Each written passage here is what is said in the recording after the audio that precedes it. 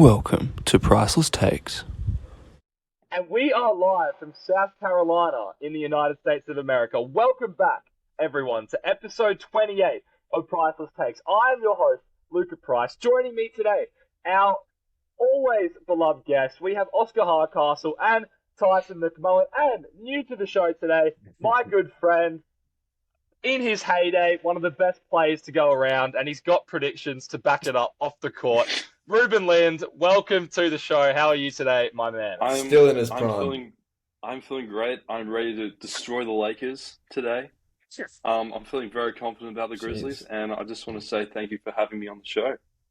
No worries. Happy to have you here. For those of you who don't know, Reuben is a resident Memphis Grizzlies fan, and it's good because I don't know too many Memphis Grizzlies fans. So it's good to get an outside perspective because I think I'll actually agree with a lot of the things you say today, Reuben. But we have a lot to talk about, guys. We are right in the middle of the playoffs. For those of you who tuned in to episode 27, myself, Oscar, and Tyson went through all the series and gave you our predictions.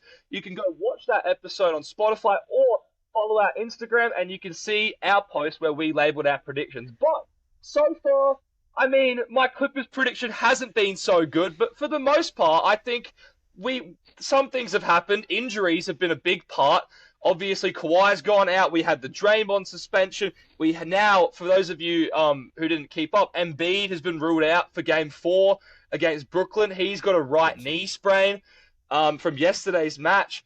James Harden got ejected last night. Giannis has been injured. There has been so much stuff going on right now, and the playoffs has been full of drama. We have 4 main series to talk to you about today, and we're going to get straight into it with the defending champion, Golden State Warriors, defending their house last night against the Sacramento Kings, who took an early 2-0 series lead.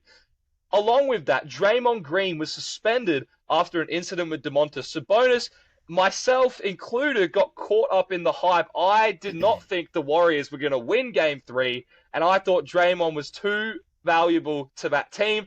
I was proven wrong. The Warriors thrashed the Kings, taking Game 3, 114-97. Steph Curry, 36 points, 6 3-pointers made. Wiggins came along for the ride with 20. Kevon Looney, 20 rebounds. The Kings were ice cold, guys. You all watched the game. You all saw it for yourself. They were 23% from 3. 38% from 2, and the Warriors led in every major statistical category. But this has raised a lot of questions about Draymond Green and his value to the Warriors. Obviously, throughout their championship runs, he's been named as the glue to that team. But now we've seen speculation that he's going to leave. They're not going to offer him money. Now we've had the suspension happen. I'm going to ask you, Oscar, first. Overreaction, underreaction, or just right? The Golden State Warriors are better without Draymond Green. Sorry, you cut out there, but Sorry. It's all right. I heard what you're saying. I think it was a major overreaction because the refs have been too, the decision makers have been horrible. First of all, and in all the games, not just this one, Draymond had no calls in the first game. He had no calls when Domantas pulled him down and held him, so we couldn't get back on defense. So they were riling him up for the first 2 games, and then they were just waiting for him to slip up, and we're going to send him off anyway. So I think there's been a bit of an agenda against Draymond in the first 2 games, and for him to be suspended after the game, I don't mind him being ejected. That's fine. Probably deserved it, but I just think that being suspended for a game is ridiculous when you've got Joel Embiid on the other side of town, who more maliciously kicked Nick Claxton. Why isn't he suspended? So there's just a bit of consistency that needs to happen. The refs need to come together and make a bit of consistency, because it's not consistent ruling at all. Because I think Joel Embiid was way more malicious than Draymond Green's. Joel looked at him and just kicked him. So that's just what I think. So I think it was an overreaction. I say let him play. Okay. I say let him play. I agree. People pay so much money to see these stars play, and let them play. God damn. You're like, because like, what do you? if someone holds your foot down, you can't really expect nothing to happen. You know, like I think it was a little bit malicious. I'm not saying he did it well, yeah, no, not on purpose at all, but I'm not saying that, but it's like it's sort of like a fair trade. You know, like he does something. So and they should both be equally Demontis was penalised. riling him up all the first two Yeah, I games, know. and That's what I'm saying. That's and what the I'm rest saying. were getting no calls. So That's what I'm I saying. don't But know. like instances like that, just because Domas didn't get suspended, which is a bit Yeah, so that's why I was saying like if it was a fair trade, if they both got suspended, that's cool. But since it's just against Draymond and since he's been so like anti-hero this series, it's like it's a bit unfair. Is people pay where too much money to come to these yeah games and not see yeah their stars play. You know, people take I work. checked I checked the tickets for the prices just for the I did for the Suns game and it was starting at 500. That's ridiculous. Yeah, people save up. You know, take Nosebleeds. work off. Yeah, yeah, for the nosebleeds. Just take work Nosebleeds off, 500. and then yeah, it's terrible. Ruse, Uh, what do you think about that, Ruse? what do you think, Rubes? Look, I mean, like, just by how he was grabbing him, like, he could have easily got injured. So I just think it was Definitely. like, it was overreaction. Like, look, the stomping was excessive, but I think, like, the overall suspension, I think they gave it to him because of his recent, like, history with suspensions and Yeah. ejections. So it was kind of coming to him. It was, like, inevitable. But Well, I there's do always agree an with Oscar agenda that, against Draymond. well, there's just an Yeah, agenda, like, in general. Like, in yeah, 2016, like, he got suspended in Game 5, and that costed the entire series for them. yeah. Mm. Listen, that definitely Yeah, did I think it happen. was I think it was complete overreaction, and I, I say let I, them play unless they do something crazy malicious. I think let them play. They Unless should it's be. like a Malice in the Palace, then Yeah. let 'em play. Well, no, I'm not saying I'm saying the ejection was fine. I'm just saying the suspension was a bit ridiculous. yeah. Just Listen, eject him, fine. I, Eject him, fine him, and shut up. You know, like That's what yeah, playoffs are for, you know. Things yeah. never I get agree. heated. This is like battle of the best, you know. So We are back, guys. Sorry for the technical difficulties. So we're going to get straight back into it, back onto this Warriors King series. Ruben, I was beginning to ask you, how do you see the rest of this series playing out? Do you think the Warriors put some pressure on Sacramento in Game 4 and Game 5 for the rest of the series? What are your thoughts? Warriors have an amazing home record, so I see them taking it Game 4. So it'll be 2-2. And I just think the Warriors have more experience. They have to take out Game 5 because they are terrible away, but I think the Warriors can pull it off. Like, look, they haven't been shooting well from the three. They haven't been shooting well from the field. Like, I could just see the Warriors have more star power, and I think they'll take it out in 6 still. I'm sticking with my prediction. I think. Yeah. Oh, Oscar, you go. No, Oscar, you go. I think that. I mean, the Kings look good. They're a good basketball team. I've been saying this all year. They play brilliant basketball, and then I went back on what I said and said the Warriors were going to smoke them. They're ranked bottom 5 in I defense. think the Warriors. I think the Warriors are still going to win. I think it will be in 7 games. I feel like it's going to be a really good rest of the series, and both teams are going to struggle to get wins. So I think the Warriors will just, have that experience to win that Game 7 and then win the series. So yeah. Yeah, listen, I'll let you sound off, Tyson. But personally, for me, I just think that this game, I think we can all agree the Warriors are going to win Game 4, okay? But I think this Game 5 in Sacramento, I think it almost is like a Game 7 in a way. Because if I'm Sacramento and I don't win Game 5, I think it's almost the writing is on the wall that the Warriors are that good at home. They are going to win Game 6. So I think that Game 5 for Sacramento is really like a Game 7, even though it isn't a Game 7. I think that if the Warriors go out and beat them in their home court, which I think they will, I think the Warriors needed these 2 home games for some momentum, and they're going to bring it right back into Sacramento and win Game 5 and win Game 6.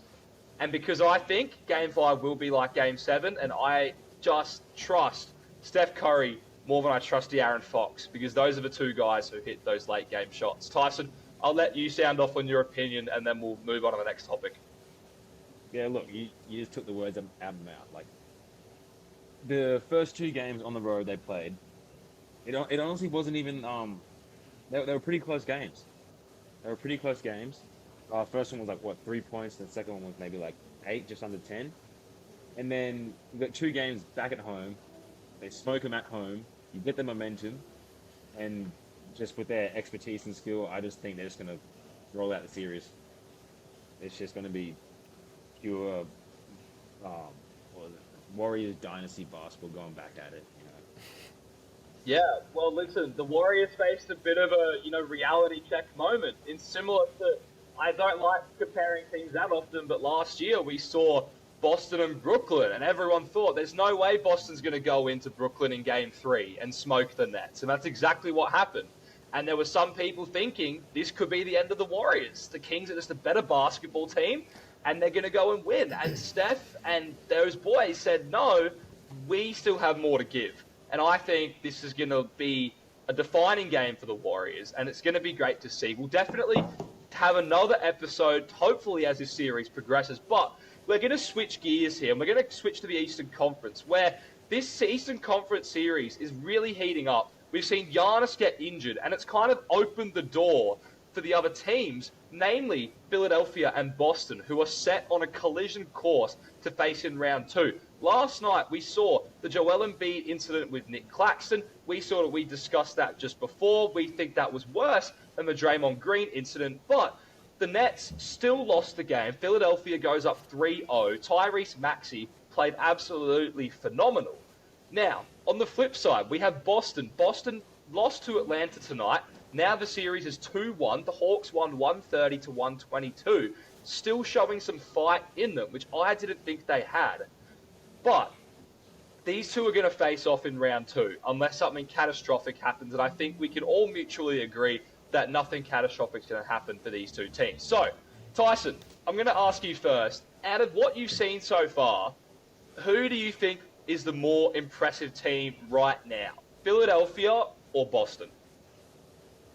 Okay, the team that has impressed me is the 76ers, but Boston's bum ass lost tonight.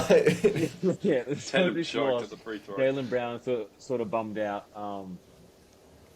Yeah, they were JB and JT. They didn't shoot very well from the field. The percentage was pretty ass. So if they can pick up on the consistency and efficiency, then I reckon they can beat the 76ers. But at the moment, I'd say the 76ers have impressed me. They've been playing good basketball. I saw a stat where James Harden shot his first free throws last game. Went from averaging about 10 a game. Go to his last game, but all they got ejected. Maxey's balling out. Embiid's still a little soft, but hey, that's alright. Playing good basketball though. I'm liking what I'm seeing. I think that the 76ers they've been playing well. I think if any game they're going to lose, it's next game because apparently Embiid's out. But yeah, I still think they can win that game. Harden will be back. Maxey is balling, and then you got Tobias Harris, who's Mr. Consistent. I think again in this series the refs have been horrific. I feel like Harden shouldn't have got ejected. I feel like Nick Claxton shouldn't have got ejected, and I feel like if anyone should have got ejected, it was Joel Embiid, and he did not. So, again, consistency in these refs is ridiculous. Something needs to happen because Harden was just. I know he hit him under the belt, but it's just a basketball play. You stick your arm out a bit. It's an offensive foul if you want to call that, but they barely do. And so, I don't know. 76ers have really impressed me. Celtics, I still think they're going to win. I still think they're going to dominate. But I think 76ers are gonna take round 2 still because they are balling. I mean, look, I originally said the Celtics, but I was quite disappointed by today's game. Like, Trae Young to me is an extremely overrated player, and he's the only star power that the Hawks have at the moment. Like, in the regular season. Oh, Dejounte's pretty good. Come on, Reuben. In the regular season. He was good on the Spurs. In the regular season, Trae Young averaged 26, 10 and 3 Shouldn't have left. with 4 turnovers, the most averaged in the league, shooting 34% from 3, which is mediocre, and 43% from the field. If I would tell you before Game 3, Trae Young's averaged 27 and 3, 5 turnovers a game, 35% from the field, 23% from 3, absolutely atrocious, and they just lost to that mediocre Hawks team today.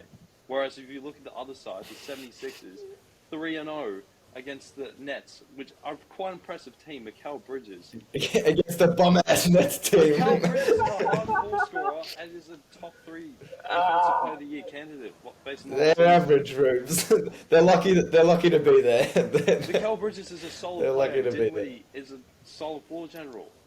I'm just saying the Nets are a better team than the Hawks. So the 76ers have quite impressed me. Yeah, listen, Reuben, I have to kind of side with Oscar on the Brooklyn Nets debate because personally, I love Mikal Bridges. I love the young players they have. But if you put this team through a full 82-game regular season, they are not going to make the playoffs. If you take Kevin Durant out of the equation, they are not going to make the playoffs. Okay, realistically, Kevin Durant and Kyrie Irving put this team in the playoffs. They just needed to win a couple of games because they were up there. They were in fighting for the 2-3 seed before the two of them got traded. And they managed to go all the way down to 6 because the gap between them and Miami, at one point it was quite close. To be fair to Brooklyn, they did go on a stretch of wins and Miami went on a stretch of losses. But I look at it simply. I actually, while it is annoying that Embiid is out, they are saying, the reports are that he will be able to return as early as next week.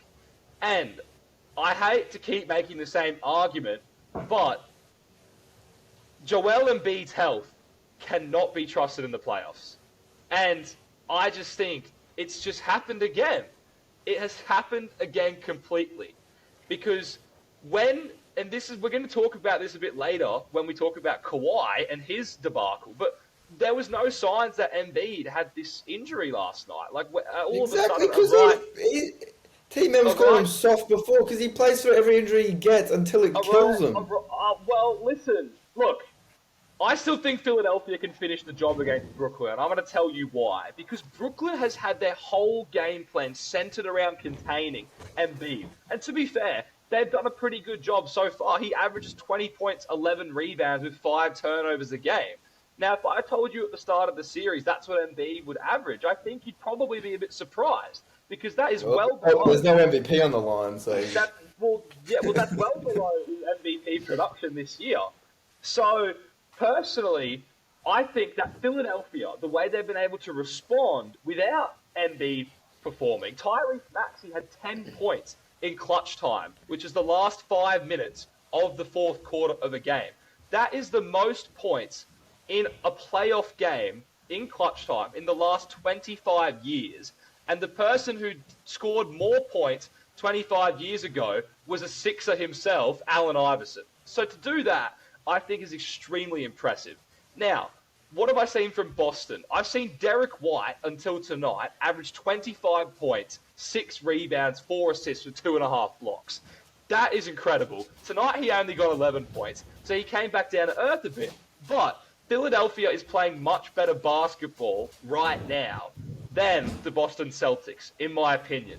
Now, that begs the question, will they continue to play this brand of basketball? Because I'm a firm believer that when the pressure rises, Philadelphia falls. Now, I know... Same thing with Boston. Well, Boston made it to the NBA Finals last year, and they took... And then what happened? Well, look, they've been to the finals. Joel Embiid hasn't even been to a conference finals before. So I think Boston, when the pressure hits the fan, Boston hits the fan. Boston I don't crumbles. Think so. I think Boston crumbles more than 76ers. Boston had a 2-1 lead in the finals. There's a bunch of teams that have had a 2-1 lead in the finals. It wasn't like they were up 3-1. It wasn't like they were up 3-1 or anything like that, okay? Listen, Boston got through Giannis despite Chris Middleton being out, okay? Then they took care of business in Game 7 against Miami in the conference finals. So it's not like they're not battle-tested. I don't give Philadelphia a shot in a series against Boston. I don't see it happening. Have you seen how I don't see it happening. I don't see it happening. You guys can have the floor. Rip me to shreds, please. I can't believe what you just said, because the 76ers brand of basketball is all season has been give the ball to Embiid, let him get his MVP. Now, Boston are doing a decent job on Embiid. Everyone else is stepping up. So when they go to Boston, who's guarding Embiid, first of all? And then who's guarding everyone else? What's stopping them from doing the exact same thing as they're doing now? Marcus Smart's bum ass? No. Just a defensive player of the year, but yeah. No. Is he a defensive player of the year? Not this year, but last year he was defensive player of the year. I was going to say. No, like with That's how bad he is. I can't remember him. He's a flopper. He's garbage. He's a bum. He's a bum, bro. He's an actor out on the court. When Embiid goes to Boston, he's going to dominate. And if he doesn't dominate, James Harden will dominate. And if he doesn't dominate, Tyrese Maxey will dominate. They've got so many people that can step up on that team. It's unbelievable. and 2011. So is still very I just don't know who's going to guard who on that in that series. Go on, Reuben. I want to hear what you have to impressive. say. And Maxey's a clutch player. Not for an MVP. Harden's been shooting 44%. That's a Bobby Portis from type of three. stat line, bro. Come on.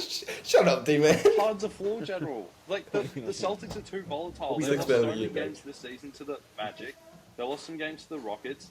I think the Celtics are a very volatile team, and it heavily relies on how well Tatum and Jalen Brown shoot, which we've seen against the Warriors. They can be quite volatile, and they do have a lot of high turnovers.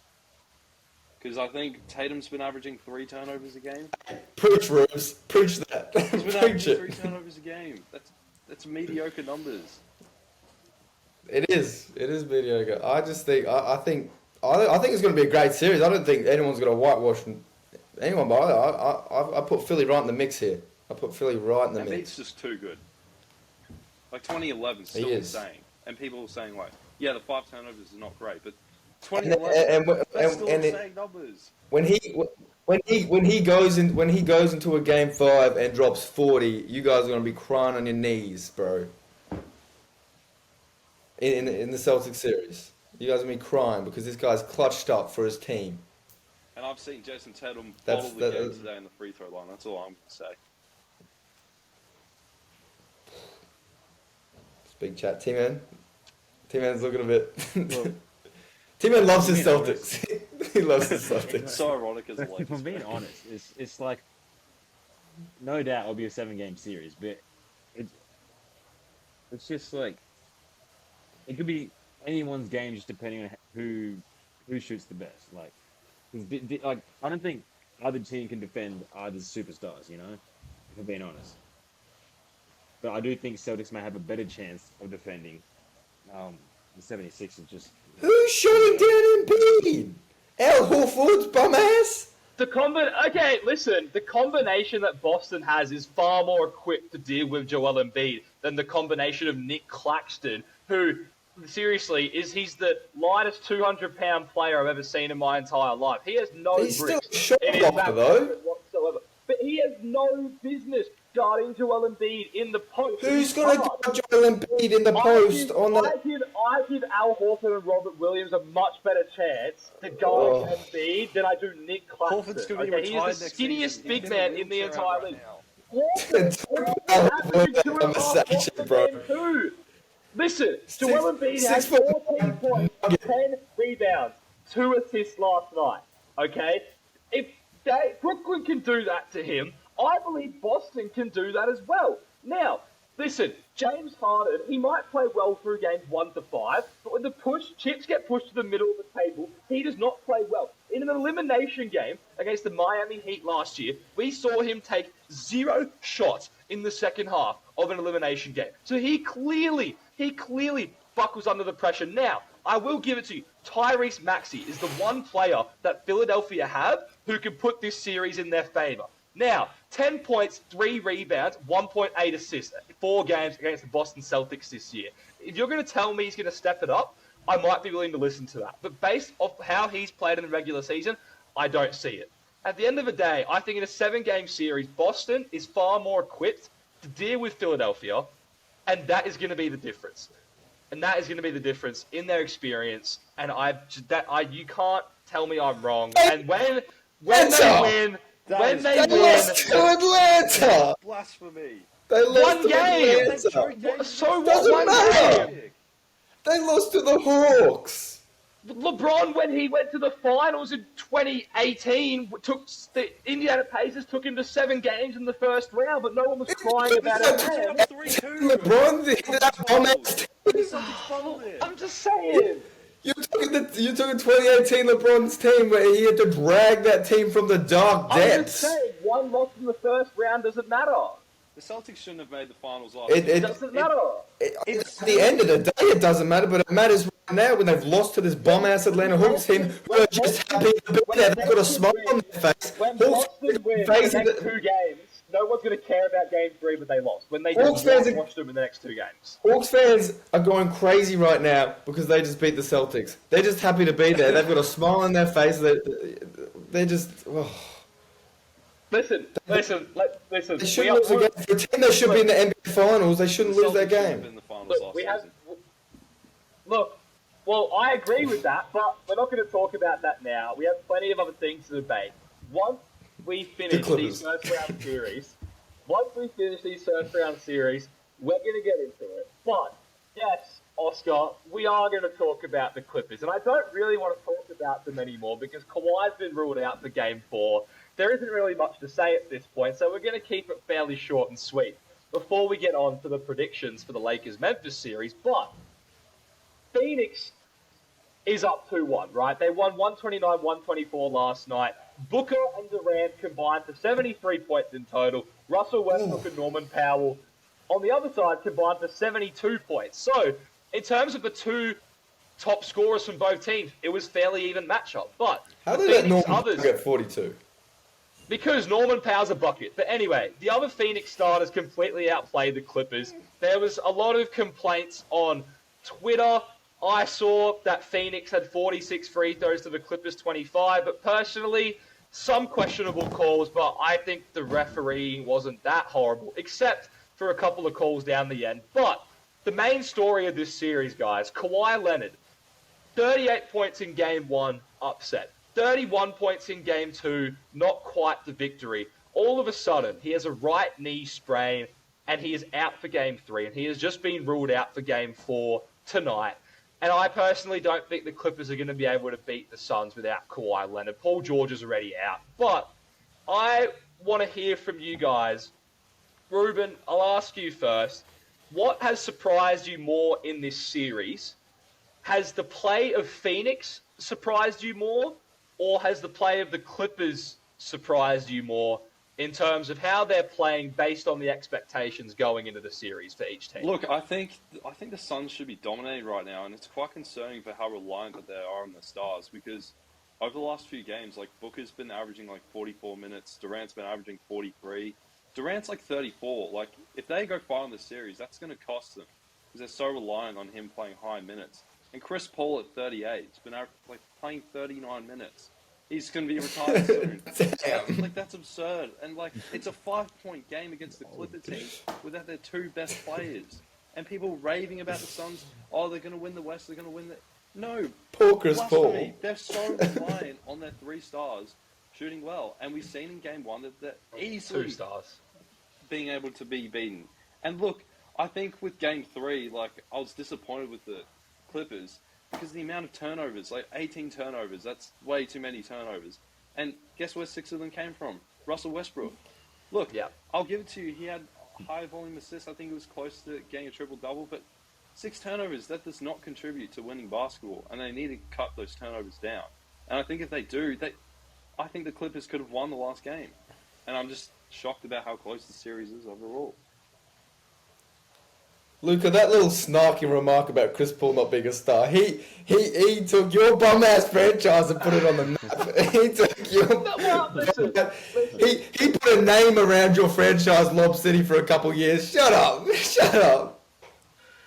Look, listen, my whole problem with Chris Paul is that he's not playing like a star in this year's playoffs. He's averaging 11 and 8. Chris Paul shooting 18%. He's not that in this series so far. He's not that. 37.5% in the field. He's not playing like a star. But he He's doesn't need to. He doesn't need to. He's not that guy anymore. He still needs to. What was he? He was 1 for 8. He was 1 for 8 from 3 last night. He needs to run the play. I think the Suns. I think, Luka, you set this question up for the Suns to lose, and all of us to say the Clippers have played over expectation. But yes, they have. I think that I'm not worried about the Suns. I think they're going to win the rest of the series easily, and then I think that they're going to sort some things out for next against the Nuggets. But I think they'll be okay. I think they win the rest of the series pretty convincingly. Unless Norman Powell gets 50 next game. Yeah. Well, I mean, like, without Kawhi, there's no chance. With Kawhi, there's a chance. With PG, I'm taking Clips in probably 5 or 6. I mean, me and Tyson predicted this. Clippers curse. They lose games. They don't win basketball games. They do lose games. They don't win basketball games. And it's a shame that the stars are I'm not really surprised. I'm not surprised by other team because, like, Suns are just, like I was saying, Suns are just basketball players put on a team. Like, there's no real, like, actual team chemistry. It's just hoopers getting buckets. And Yeah, Clippers still have that, like, team chemistry. So, like, that's why I'm not surprised they were still in it. Like, because obviously Norman Powell comes off the bench, but in my eyes, he could start on any team. He's still a hooper. Like, and he's proved it. And it's good. I'm glad Westbrook's stepping up, but sadly, it just wasn't enough to beat 4 good hoopers. Yeah, listen, unfortunately, you know, I hate to see it for my Clippers, but I have to keep my objectivity hat on when I do talk about this. The Clippers can give the Suns a real red hot go, but when it comes down to late game situations and late game executions, they can't rely on Russell Westbrook making plays for them late in games when you don't have Kawhi and Paul George there. Obviously, when Kawhi is there, you know, Westbrook, when he has Kawhi as an option, that Phoenix at least gravitate towards Kawhi. So that gives Westbrook some potential room to get fouled and make 2 free throws, or to make a great defensive play at the end of game 1. But when you don't have Kawhi and Paul George, the whole defense is really sucked in on Westbrook, and that's when he struggles. But as much as Reuben, I understand you have a problem with the Russell Westbrook turnovers, but we saw Zubac have 6 points last night, Eric Gordon had 7 points, and Batum have 0 points. He was just getting cardio out there. The Clippers got absolutely no help from their other 3 starters. Absolutely no help. And if they had just gotten a little bit of help... They got 40 points from Norman Powell. Exactly, but against the Phoenix team with Kevin Durant and Devin Booker, you need everyone else to come along for the ride when you're trying to steal a game. Who else is taking Norman Powell's shots when he's shooting 30 jump shots? Well, some of the turnovers from Westbrook were careless. I'm just saying...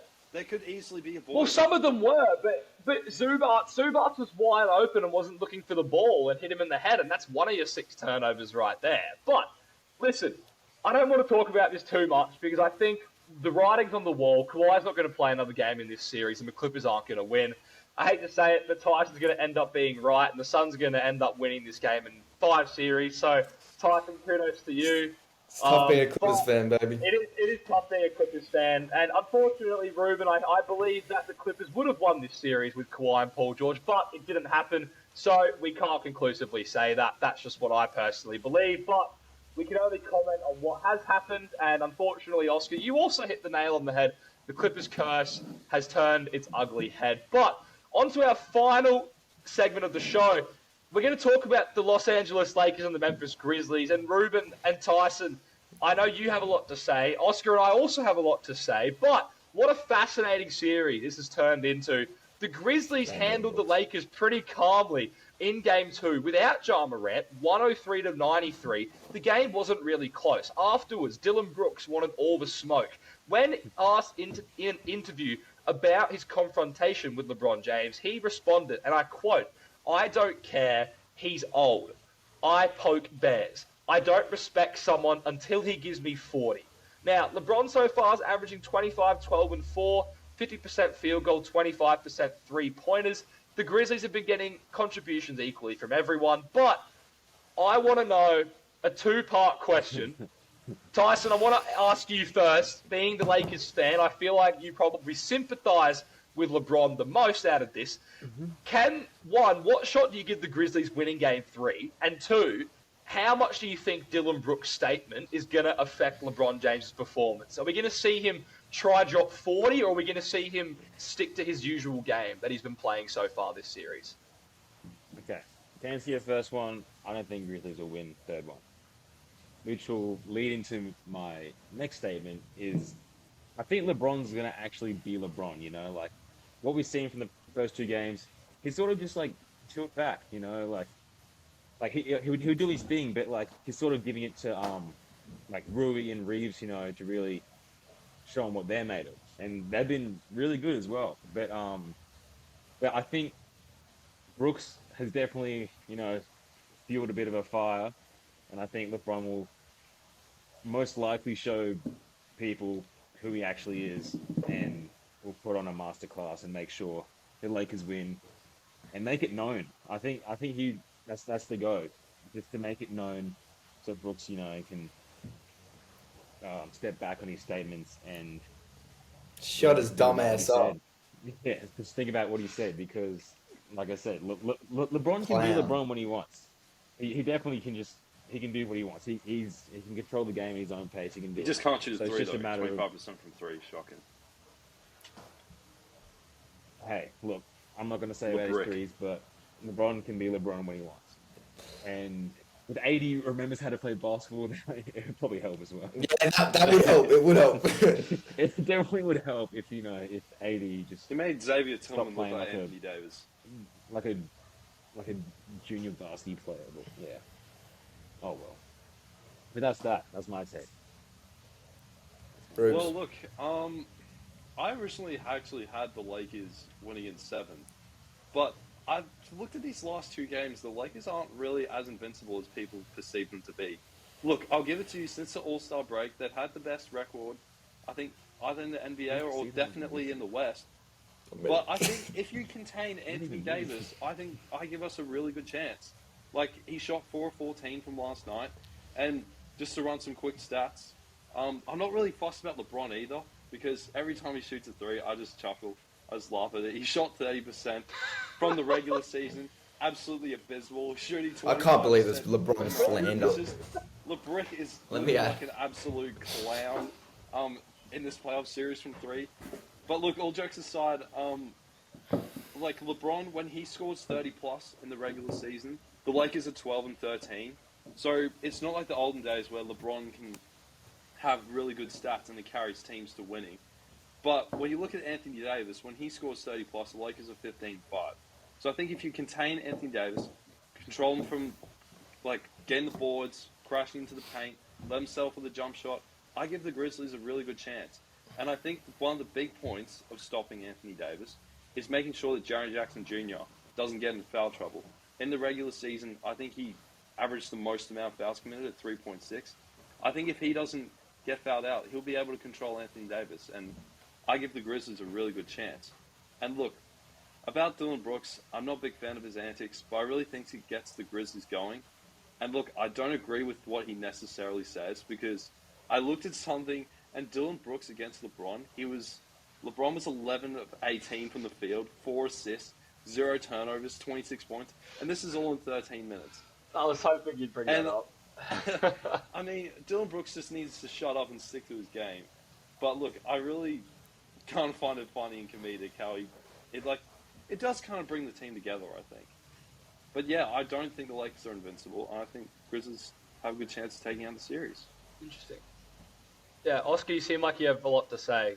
Oh, Dillon Brooks needs to shut his ugly ass up, bro. This blasphemy against the second best player to ever touch a basketball is unbelievably ridiculous. I hope he drops 40. In the 2016, he dropped like 47, 16, and 6 steals. I hope he goes back to that old LeBron and dominates next game. Show people why he's the GOAT in some people's eyes. Not mine. Michael's my GOAT. But I hope he absolutely tears Dillon Brooks a He new can one tear him up, and but shows he's him still not why. as impactful on the Lakers as Anthony Davis. Mate, when he drops 40 next game, he's going to be a bit more impactful. LeBron's seen this message. He's gone, shut your dumb ass up, and he's going to drop 40 next game. He ain't passing Anthony Davis getting 9 points. I think LeBron's going to go LeBron mode and win this next game, no matter what. And go 1 of 8 again. He's like absolutely. I think he's going to. I hope he sells for the 3 so much because in game 1, he ain't selling. We ain't seeing that. We ain't seeing that LeBron. We've seen him dunk on Jaren Jackson Jr. like we did earlier in the season. That's what we're going to see. That's what we're going to see. 3 in game 1 were 43%, but in the first half they were 5 of 18. It was in the second half. It took them 5 of 11 of 19 to carry the Lakers home. I don't think it's going to matter. LeBron's LeBron. We know what he can do. And the Grizzlies were behind by only 1 point in game 1 with 3 minutes to go. It took a 15-0 run for them to beat them at home. Carried by the one and only Reuben, LeBron is LeBron, and he's gonna dominate next game. Mark my words. Look, he can dominate, but it's all up to Listen, Davis. I'm gonna give my 2 cents, and then we're gonna have to cut the episode because we are running a bit over time. We will definitely resume this later because there's a lot more. I think 50, bro. There is a lot more that needs to be said, but in regards to this next game and Dillon Brooks' comments, I think Dillon Brooks knew exactly what he was doing when he talked about LeBron, because Dillon Brooks talking about LeBron is going to give Dillon Brooks a lot more attention than anything he's ever done on the actual basketball court. So he's a bomb-ass player, and he's trying to get a shoe deal with his words. It's exactly what he's trying to do, Oscar. But listen, I think both of you are right in certain areas. I think that LeBron isn't necessarily going to let Dillon Brooks directly influence him. I still think he's going to try feed Anthony Davis early and see if he can get it going. But if he can't get it going, then I think we're going to see a LeBron that we haven't quite seen in this series yet. Fourth quarter LeBron. And I think we are going to see LeBron be more aggressive, and I think we're going to see him stamp his footprint on this game and this series, because no one's the balance of power is still there. And who's going to? If Jar's not playing, who is Tyus Jones going to take it over the Grizzlies? Is Jaren Jackson going to take it over? Jones, the Grizzlies are 18-2. Really. They were 18-2 1 point. They are. I understand that, but this is the playoffs, unfortunately, Reuben, and I don't think they can sustain it for 7 games. In the regular season, I think they can, but I don't think they can sustain it. Here again, bro. Never talk about Tyus Jones. He's the most underrated guy in the league. He's got one of the best assists. He is. He's great. He's great. He's led the NBA in assist to turnover ratio for the last 3 years straight. Yeah. But I don't think that's going to win you a 7-game series. Okay. Final words before we end the show, and we're going to get into it in our next episode because I know the people watching probably want to hear more from this as well. I think the Lakers win Game 3. I think we see a different side to LeBron in this series, and he puts his footprint on the game if AD doesn't. AD's averaging 6 blocks. He keeps doing that. Great. But it'll be interesting to see. The Lakers play tomorrow. The Clippers play tomorrow. Both play tomorrow. It's going to be a great game. For both, a great playoff series ahead. But, ladies and gentlemen, that is all for episode 28 of Priceless Take. We will certainly get into another episode as these first round series continue. And we see games 6 and 7 occurring next week. And following that, the start of round 2. But thank you to the 3 of you, Tyson and Oscar. As always, Reuben, thank you for being on the show. It was great having you here. I love the energy you brought. But, ladies and gentlemen, that is all for Priceless Takes. Make sure to keep following us on social media at Priceless Takes on Instagram, TikTok, and YouTube. Love the comments, the follower engagement. We're always posting content, polls. Get around it. I'm your host, Luka Price. We will see you next time.